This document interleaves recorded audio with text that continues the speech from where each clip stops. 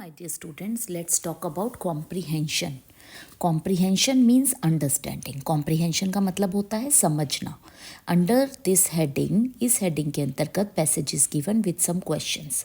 इसमें पैराग्राफ दिए गए हैं जिनके साथ कुछ प्रश्न दिए गए हैं and you have to write the answers from the passage given. और आपको उत्तर लिखने हैं इन passages के. So the passage should be read and understood thoroughly. तो इसलिए इन पैसेजेस को बहुत ही ध्यान से पढ़ना और समझना पड़ेगा so that you answer the questions easily, जिससे कि आप सही प्रकार से उत्तर दे पाएँ. So let me read the passages for you. Water is essential for the survival of man. जो पानी है वो मनुष्य के जीवन के लिए ज़रूरी है. We can live without a food for a long time. हम बहुत समय तक खाने के बिना रह सकते हैं. But we can not live without water even for a few days. But हम पानी के बिना कुछ भी दिन नहीं रह सकते.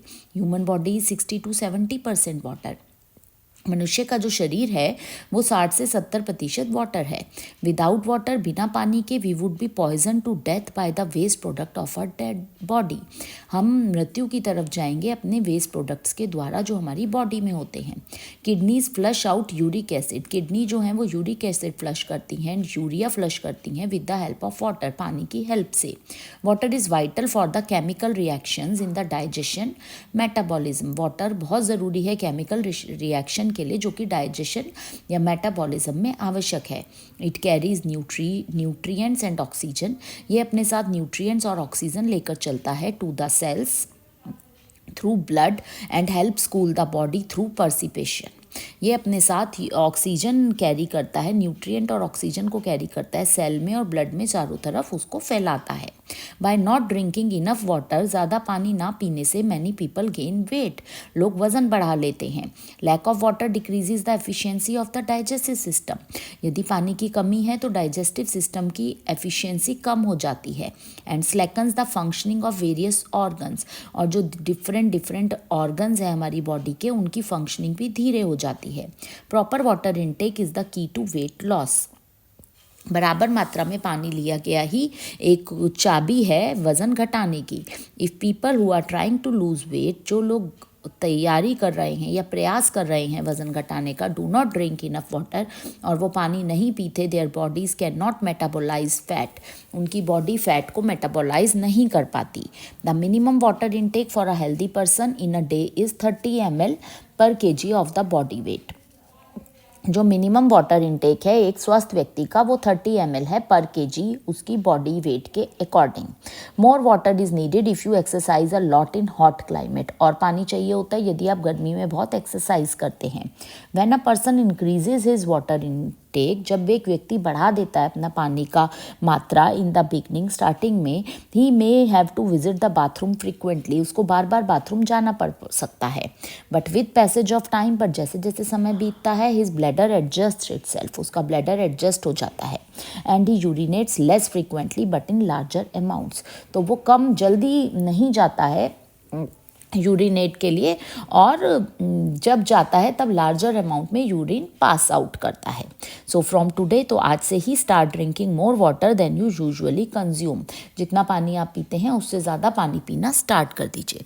अब इस पैसेज को पढ़ने के बाद इससे रिलेटेड क्वेश्चंस दिए गए हैं जिनका आपको उत्तर देना है. नाउ अब हम आते हैं पैसेज 2 पर. South Asia is a blessed with a number of perennial reverse rising from the Himalaya. South Asia blessed है बहुत सारी नदियों से जो कि हिमालय से निकल रही हैं. The icy region of Himalayas has a large number of glaciers, the slow moving rivers of ice. जो आइसी रीजन है हिमालय का, वहाँ पर बहुत सारे ग्लेशियर हैं और स्लो मूविंग रिवर्स हैं आइस की. These glaciers act as reservoirs of fresh water on earth. ये ग्लेशियर काम करते हैं एक रिजर्वॉयर की तरह जिसमें कि साफ पानी है धरती पर. Feeding the great rivers of South Asia, जो साउथ एशिया के सभी रिवर्स को फीड कराते हैं. But global warming is playing havoc with these glacier and they are melting fast.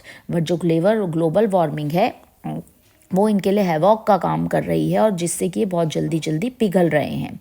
This is likely to unleash devastating floods. इससे क्या हो रहा है, बहुत अधिक बाढ़ आ रही है इनटू द माउंटेन वैलीज में। It will also ultimately lead to the drying up of the perennial rivers, और इससे बहुत सारे पेरेनियल रिवर्स खत्म हो रहे हैं। These are the finding of a new study about the Himalayan glaciers, और ये एक नई स्टडी से पता चला है हिमालयन ग्लेशियर की। The study predicts that most of the glacier in the region will vanish within 40 years due to global warming, कि 40 साल में ग्लेशियर के बहुत सारी नदियाँ खत्म हो जाएंगी। It is said that the glacier in the middle Himalayas are retreating. For instance the Gangotri glacier at the head of the Ganges is retreating at the edge of 30 metres per year.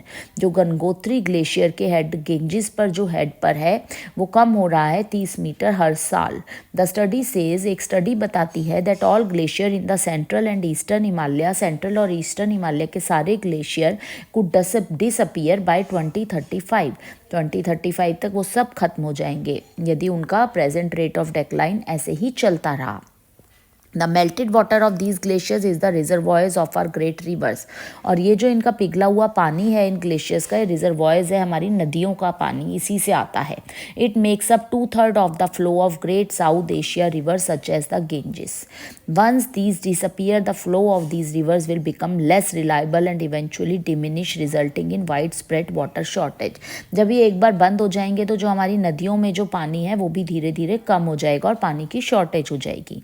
It has been found that the retreating glaciers have formed many precious melted water lakes. In such lakes, water accumulates between the tip of the glacier and the mounds of debris and rock left behind by the glacier.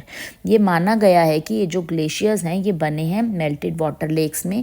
In lakes में water accumulates between the tip of the glacier, water इकट्ठा होता है tip of the glacier से, and the mound of debris से, और rock जो बच जाते हैं ग्लेशियर से। Often these lakes burst releasing enormous amount of water and causing flash floods. इससे फिर बहुत अधिक बाढ़ भी आ सकती है। This is recognised problem in India, Bhutan, Tibet and China. ये इन चारों देशों की समस्या है। The largest such breakout occurred in August 1985। ऐसा ब्रेकआउट हुआ था अगस्त 1985 में डिक्टेशा में, खोम्बाल में, जो कि हिमल रीजन है नेपाल का। When a wall of water 15 metres high rush down the steep valley of 90 kilometres carrying everything in its path. वो जो है वो सब कुछ अपने उसके रास्ते में जो भी आया, and destroying a hydro electric plant, और उसने हाइड्रो इलेक्ट्रिक प्लांट को डिस्ट्रॉय कर दिया। Similar cases could soon become more frequent if global warming continuous at the present rate. ऐसे और भी केसेस होंगे अगर ग्लोबल वार्मिंग इसी तरह से चलती रही। अब इस पैसेज को पढ़ने के बाद इससे रिलेटेड क्वेश्चंस दिए गए हैं जिनका कि हमें उत्तर देना है।